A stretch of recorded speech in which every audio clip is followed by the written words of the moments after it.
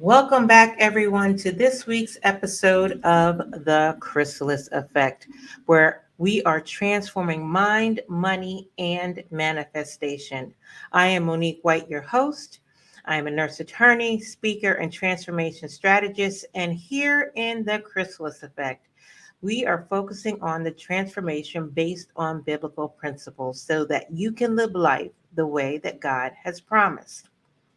I am doing something new this year. I am doing audio and visual. This is the first episode of the visual podcast. And I want to apologize for the missed episode last week. I was experiencing technical difficulties that prevented me from uploading the podcast. Technology wasn't allowing me to be great. But praise God, the difficulties have been resolved and I am back. And today I want to start a new series. As we begin this new year. But before I go any further, I want to encourage you to like, comment, and share this podcast out to three people. Don't forget to hit that little notification button so that you can be notified when a new episode is uploaded and subscribe. Let's grow this channel. Thank you in advance. I so appreciate you. So, as I said, I want to start a new series. We are just beginning the new year 2022, and traditionally it is a time of New Year resolutions, setting goals and benchmarks, starting new things or habits. And in that spirit, I want to talk about letting go of that which doesn't serve you. Letting go of that which doesn't serve you. You cannot do or create a new thing with old, busted down, old ways. So let's tackle that. When we talk about things that do not serve you, what does that word serve mean? Well, here are a couple definitions from the Merriam Webster Dictionary. It's to be of use, to be worthy of reliance or trust, to furnish or supply with something needed or desired, to answer a need, letting go of that which no longer answers your need or furnishes or supplies your need or is worthy of your reliance or trust. So I'm going to start off with the big one, and it is people. People, the hardest of them all. Despite toxic relationships, codependency, abuse, disrespect, apathy, violence, people are the hardest to let go. Now, we have all heard this saying people come into your life for a reason, a season, or a lifetime. Not everyone was meant to walk your life's journey to the end. As the saying goes, some people have an expiration date, and it's up to us to figure out who and when. Because when we become so attached, when the person overstays their season, if you will, or the reason that they've come into our life has been completed, but they hang on, you start to see a negative impact. Growth is stunted, progress is impeded, you become stuck. And that's because you're out of alignment. There's a dissonance that's created. You're forcing things, the ease is gone. So, how does that look? How does that look? Well, it can look like that friend whom you were so close to now doesn't seem to have time for you. Or that friend that always makes you feel bad. What about that group that you used to hang out with all the time and still just wants to hang out and doesn't understand that you now are walking a different path and have different priorities and are focused on growing your business? Or another angle, it may be that relationship that just isn't working out anymore. That relationship that drains you, that is too much work, or a person that tears down rather than builds you up. One who doesn't respect your boundaries. Am I talking to somebody? Do you know what I mean? Death by 1,000 little cuts. But why do we hang on? Why do we hang on? Well, at the root of it all is fear. Fear of being alone, fear of the unknown, fear of possible negative ramifications, fear of not being able to replace them or being without. But let me ask you this. All that being said, what is the cost of staying the same?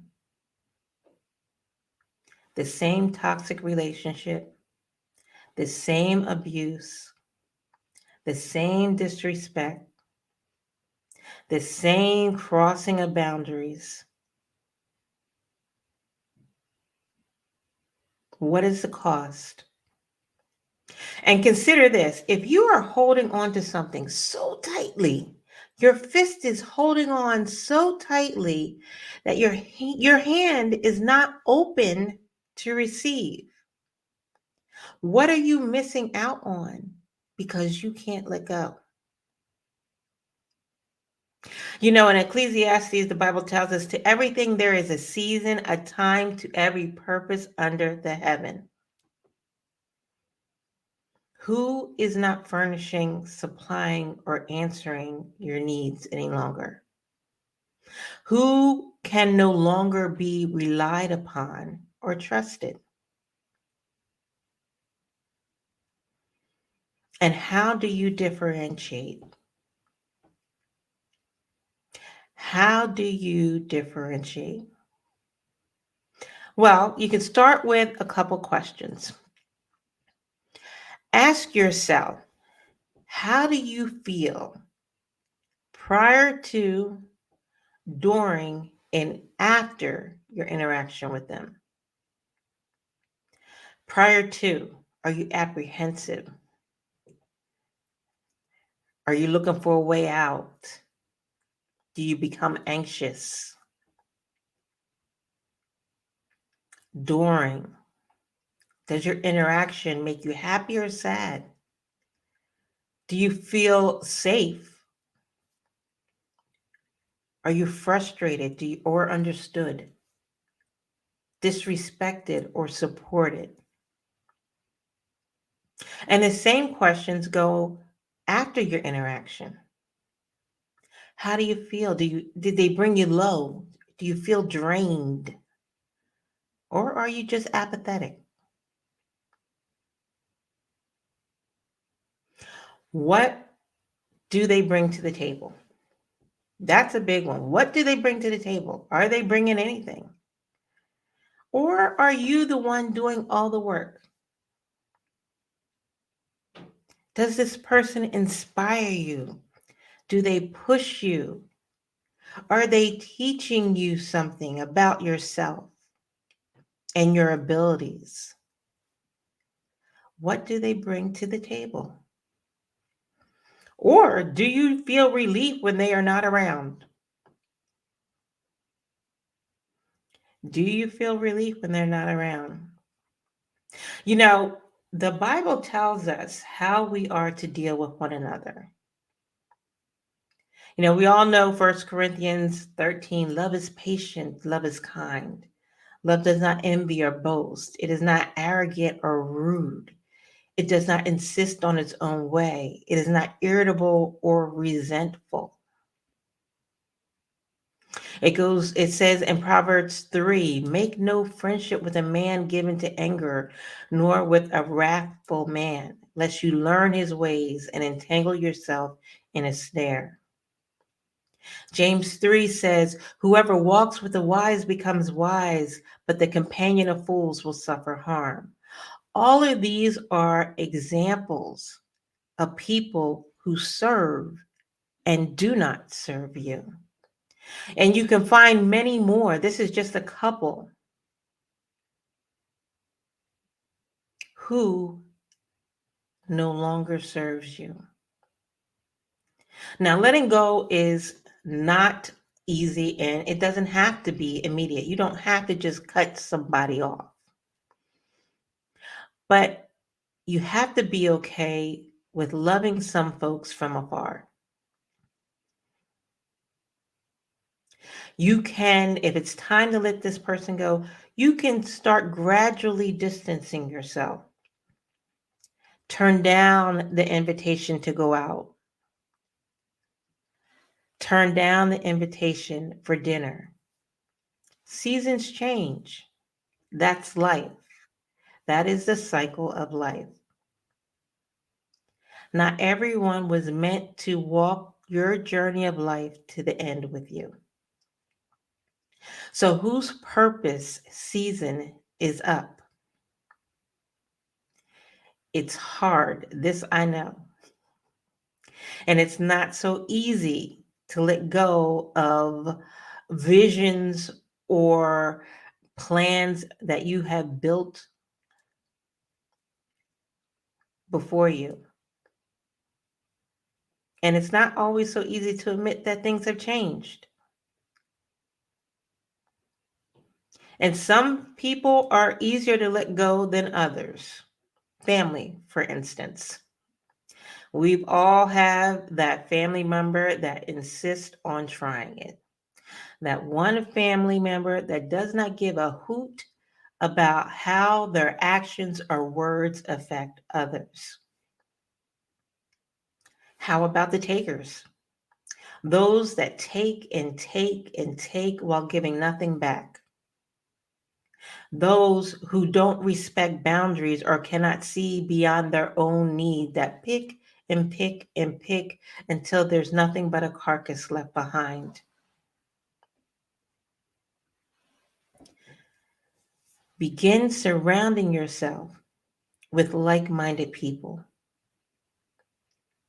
Surround yourself with those who have similar values and interests. And as you become more intentional about building this circle, these positive relationships, you will attract more of the same. And as you are attracting more of the same, you will eventually push the others slowly out. Whose reason, whose purpose, whose season is up. It's time to let them go. It's not always easy. However, it is necessary. It's necessary for your growth. It's necessary for your progression. It's necessary to move into your next season in this new year. Thank you so much, everyone, for joining me.